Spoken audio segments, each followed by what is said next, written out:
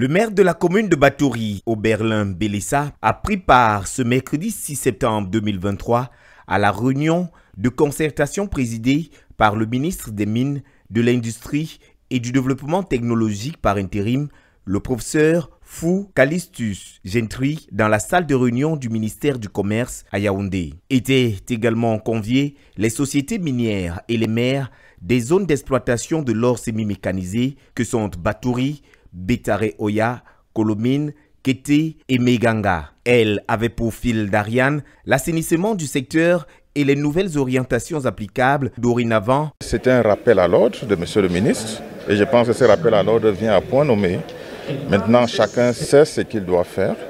Les sociétés minières savent ce qu'elles doivent faire. Les responsables du ministère des Mines savent ce qu'ils doivent faire. Les maires savent également ce qu'ils doivent faire. Mais tout cela doit se faire dans la synergie totale pour qu'à la fin, on puisse avoir nos sites restaurés, on puisse avoir des infrastructures réalisées au profit des populations avec leur participation. Et c'est ça qui est le plus important au terme de cette séance de travail. De la concertation riche en échanges, 15 recommandations ont été faites. Elles ressortent le rôle clé que vont désormais jouer les maires des zones d'exploitation. On retient, entre autres, que les premiers magistrats sont désormais partenaires pour le suivi de la mise en œuvre des projets dédiés aux populations riveraines et à la réhabilitation des sites sur le terrain. Les projets sociaux choisis par les populations et validés par les maires doivent être exécutés immédiatement. Bien entendu.